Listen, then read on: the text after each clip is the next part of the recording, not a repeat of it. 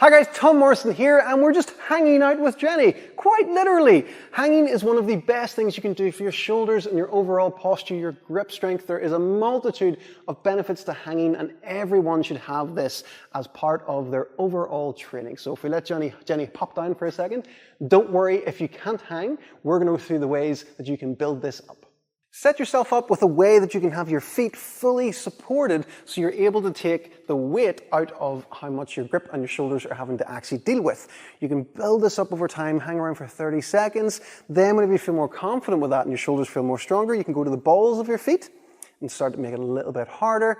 And then over time, you can even go right to the tippy toes. So there's just a tiny bit taken out of the legs. So you can even start to march the legs up a little bit in this position as well. So spend time on the one that you find easiest to do so you can actually spend a longer duration while working on it. Don't go to failure your first ever time working on hanging. Build yourself up to doing 3 sets of 10 seconds. And as it gets easier, you can increase that time.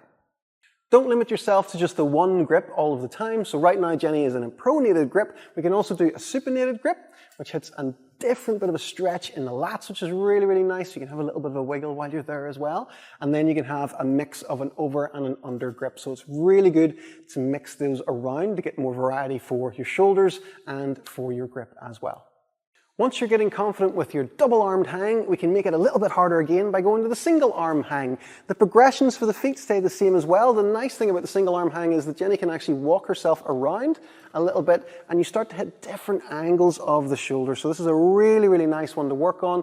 Make sure you do both arms, and you're testing yourself on your grip for each hand as well. Really nice thing to do. And again, like I said there, you can work on those progressions of going to the balls of the feet, go into the tippy toes, and then eventually you can lift off and do unsupported as well once you have more confidence.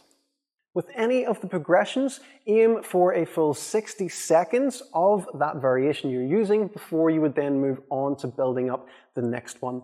Long-term goals for hanging would be to build yourself up to being able to hold yourself unsupported for 2 full minutes with both arms, and in your single arm hang for 30 seconds on each arm. That's a great standard to aim for.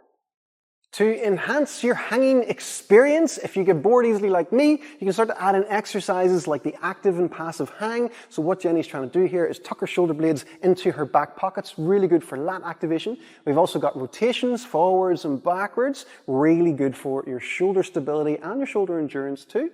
We can also go down to the lower body. We can add some knee raises in. You can even go wild, go cray and go some left and rights as well.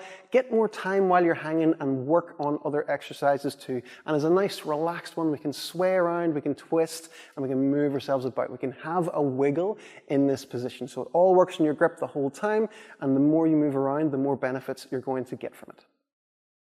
Once you have mastered the art of hanging, you can start to progress on to more long-term skills like building your first pull-up. Make sure to head over to our YouTube channel and check out our How to Get Your First Pull-Up video.